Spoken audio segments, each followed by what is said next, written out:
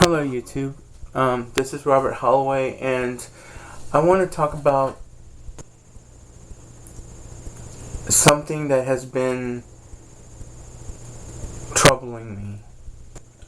It's a personal issue, and those who don't believe in soulmates or like psychic abilities or dream work or whatever, I don't expect you to believe in it. I mean, you have to experience it to actually know it, to experience it.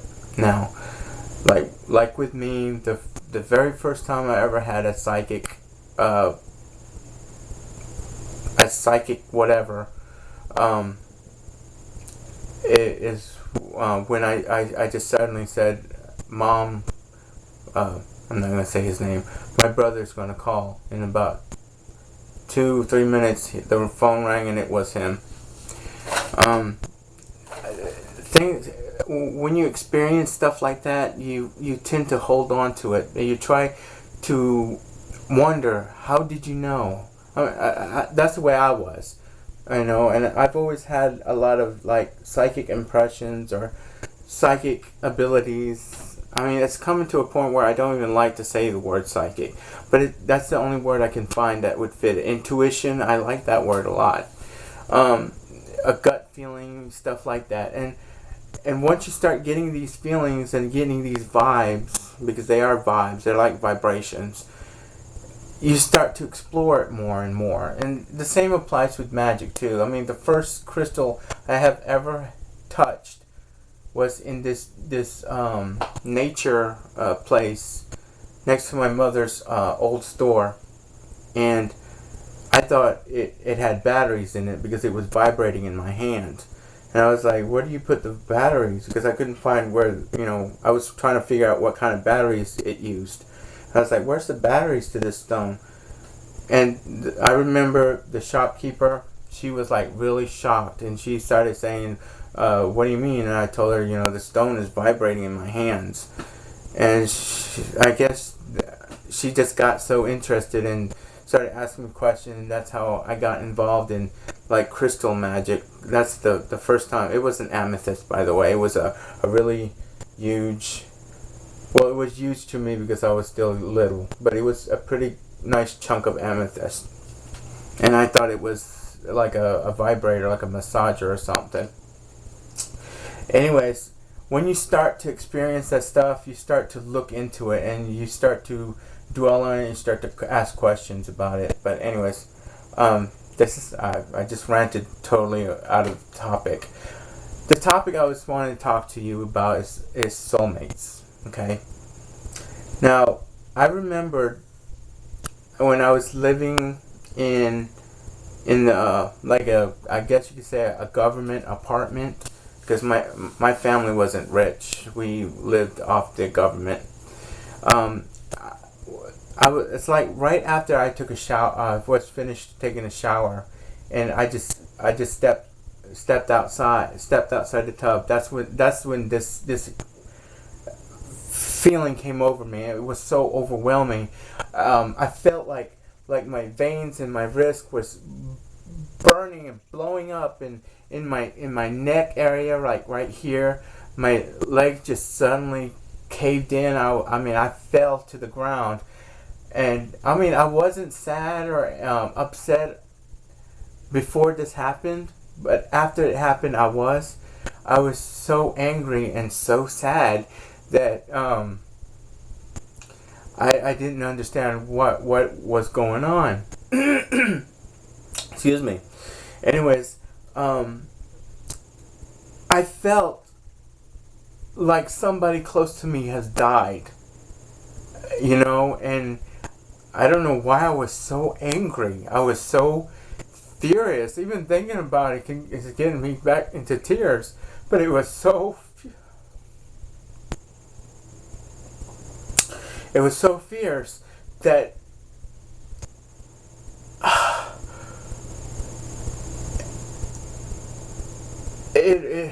it was so hard to swallow. It was so hard to breathe. It felt like I was going through a panic attack. Well, anyways, that same night when I finally calmed down and My mom comforted me. She didn't know what the hell was wrong with me either. Hell, I didn't know what the hell was wrong with me at that time.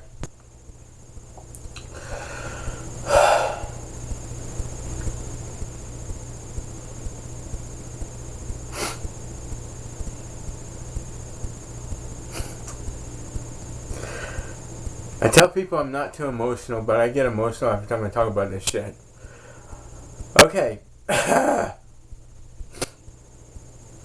That night when I went to sleep, I had a dream of this guy. He's about my age and stuff. And I was angry in my dream. I was really angry. Somehow I knew him. You know, like I've seen him before. Like maybe at school or someplace. You know. But he looked familiar to me. I mean, I recognized him, but I couldn't pinpoint where I've seen him before.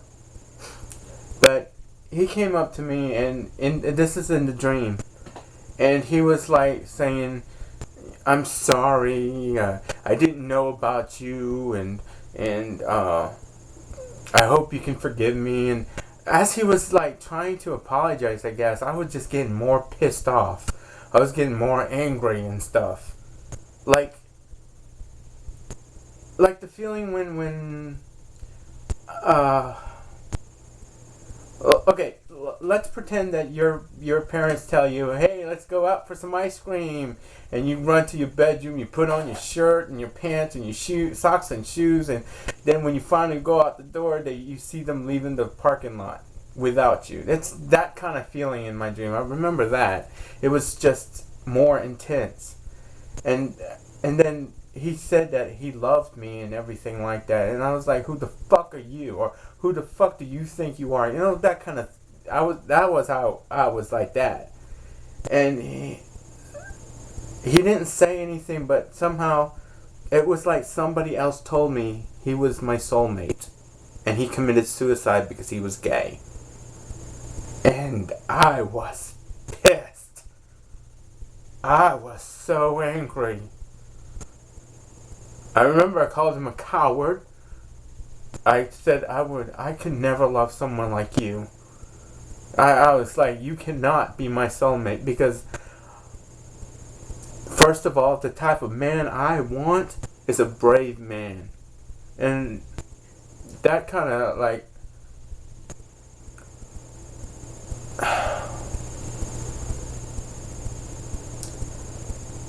I don't know, maybe it's just all in a dream.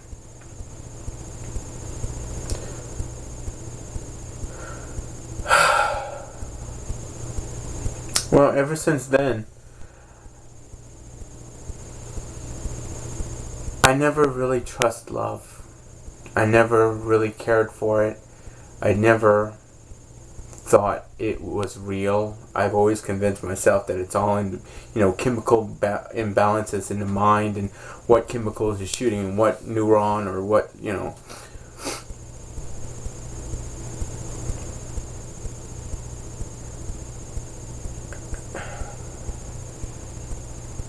I don't know.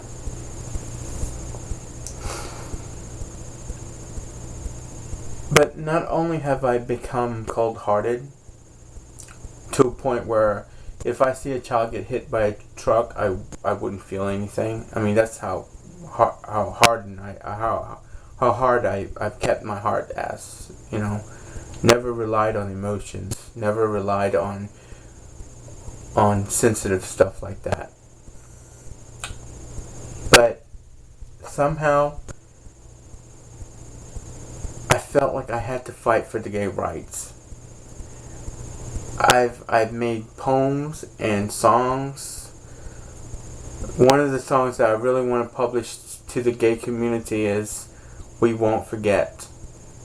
It's a more of a fighting type of song. "Home Alone More" is another one. I think those two lyrics, I should say, are my most strongest ones. I mean, I wish I could sing, I really do, because it's a really powerful powerful songs. If you know anyone who is a gay singer, because I'm only going to dedicate this, I'm only going to trust the gay community with these two lyrics. No offense to the straight community, I love you guys. Without the straight people, I wouldn't be here. But I really think I have to pass this on to the gay community. So I tried to go to, I did. I went to San Francisco trying to, at first, get the gist of the, that's the wrong word to use, try to get the feel of the place. And I have to tell you, Castro, San Francisco, wow, what a different world. Oh man. I have never felt a gush of love from that place.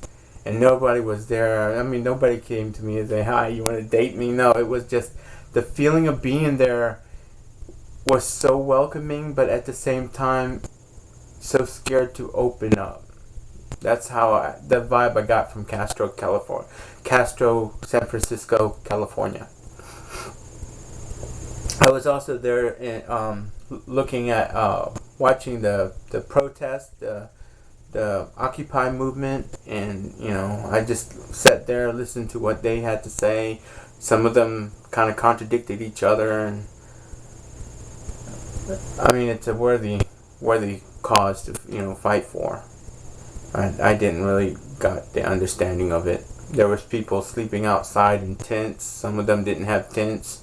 It rained mostly every night, And just like what I told my friend, and she laughs about this, is that the reason why it doesn't rain in Southern California because it makes a pit stop in San Francisco. But anyways, she thought that was pretty funny. I was, when I wrote that comment, I was kind of upset because I was all drenched and everything, and I didn't want to take the clothes out of my hamper because if I did that, I had more and more wet clothes. So I'd rather just stick with the clothes. This wasn't the shirt, by the way. It was another shirt. I'd rather stick with the clothes that I had on. I tried to get a job there. I really did. I even put out a sign. I slept out on the streets outside the grocery store over there, next to a portable. I've seen people going past me. Some of them ignored me, and one time I woke up and I found a dollar bill in my hand. I was like, gosh, just because I'm homeless doesn't mean I don't have money. But it was good that I acted like I didn't have money, because there were some boy. Oh yeah, another thing, there are also young people that are there and are homeless because they were kicked out by their families, and my heart goes out to everybody over there. No child should be abandoned like that, kicked out of their house because they're gay or lesbian or bisexual or transgendered.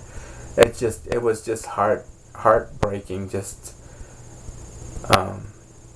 to hear their story. Like this one girl, she's about, I'd say 11, 12 years old. She was kicked out of her house because her mom didn't like the fact that she liked other women. And at first I thought she was with another guy. At first I thought they was going to rob me, but I started talking to them because I remembered what my mom said. If you befriend your enemy and listen to what they have to say, they become your friends. And so that's what I did, and luckily it helped. But I've also learned that the hardship they're going through. And I also learned I've always known never to take anything for granted at all. Appreciate everything you have. And there's always people recycling. That's the thing, though. San Francisco is probably the cleanest city I have ever been to, and I've been to a lot. Because these people will scrap up cans, scrap up plastic, scrap up paper, and they would recycle it. And just because of that, San Francisco was so clean, it was almost impossible to find dirt there. Trash. You could always find dirt.